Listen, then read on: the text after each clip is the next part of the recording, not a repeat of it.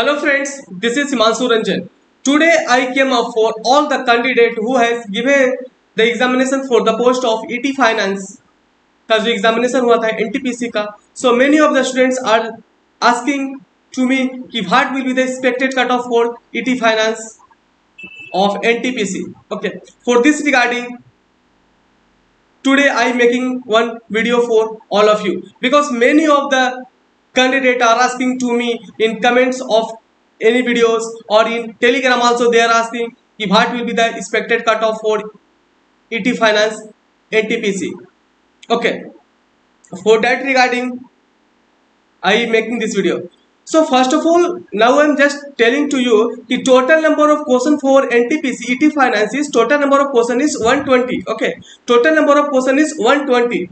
So just I overview that ki I just asked many of the students that ki what will be the level of question ki whether this question level is hard, medium या फिर easy level. Okay, but many of the students are just telling that ki it is as medium level technical questions, medium level. Okay, the questions which are belongs to technical that are medium level.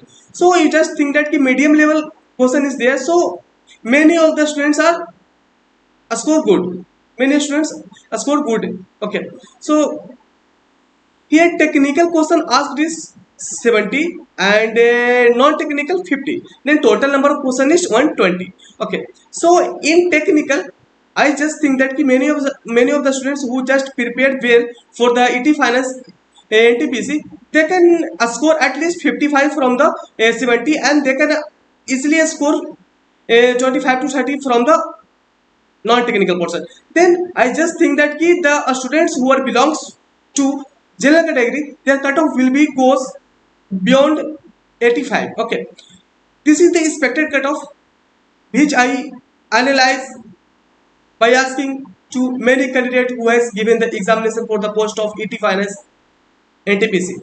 Okay, so expected cutoff for general 85, expected cutoff for general 85 and for OBC it is 80 plus. Okay, for OBC 80 plus and SC or ST it go above to 70 plus. Okay, so these all will be the expected cutoff. Okay, मैं आप लोगों को एक बात और बता देता हूं कि जो एनटीपीसी का जो एग्जामिनेशन हुआ था ईटी फाइनेंस का, so many of the students are purchased by MCQ.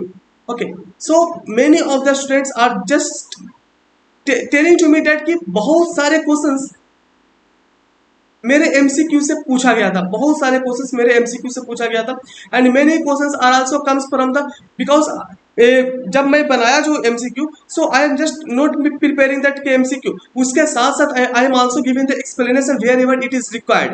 Okay, so मैं ये बताना चाहता हूँ आप लोगों की जो मेरा एमसीक्यू जो बनाया हुआ है, आपका जो एग्जामिनेशन पॉइंट ऑफ व्यू से मैं बनाता हूँ.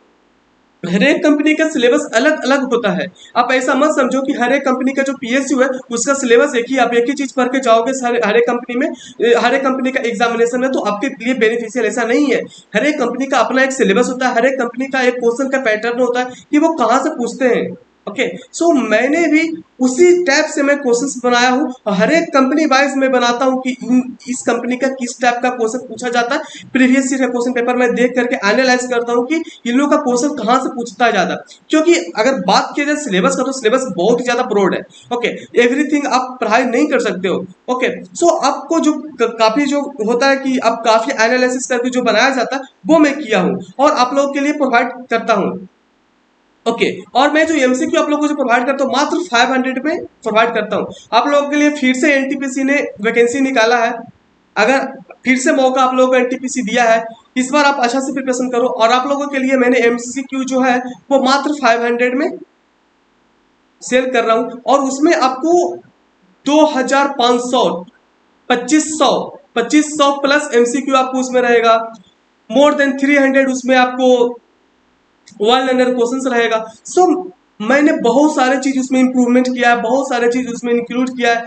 सो पहले से और भी काफी ज्यादा बेहतर किया है। तो सोच लो अगर पहले इतने सारे स्टूडेंट्स को जब बेनिफिट हुआ, तो अब अगर आप परचेस करते हो उसी एमसीक्यू पर, मैं प्राइस उतना ही रखा हूँ 500 रुपीज ही, क्योंकि मुझे पता है कि बहुत सारे स्टूडेंट्स अफोर्ड नहीं कर पाते हैं। चाहे बहुत सारे स्टूडेंट्स ऐसा भी होते हैं कि सोचते हैं कि इतना एक्सपेंस क्यों करें। सो मैंने एक बजट में रखा है 500 रुपीज, ताकि आप लोग परचेस कर पाओ। सो आप लोगों के लिए बहुत सारे एग्जामिनेशन आने वाला है, जैसे कि एचपीसीएल हो गया आप लोगों का, जैसे कि आपको शिपिंग कॉर्पोरेशन ऑफ इंडिया का examination. So many of the PSU examination are coming on. Okay, तो आपको इसका प्रिपरेशन करने के लिए आप मेरा एमसीक्यू परचेस कर सकते हो। इस वीडियो के डिस्क्रिप्शन में दिया हुआ है कि आप परचेस कैसे कर सकते हो। ओके, तो आज वीडियो यहीं तक रखते हैं। वीडियो आप लोगों के लिए अगर हेल्पफुल लगा हो तो वीडियो को लाइक करिएगा, जितना हो सकता है वीडियो को शेयर करिए, and most important please subscribe my channel. Thank you.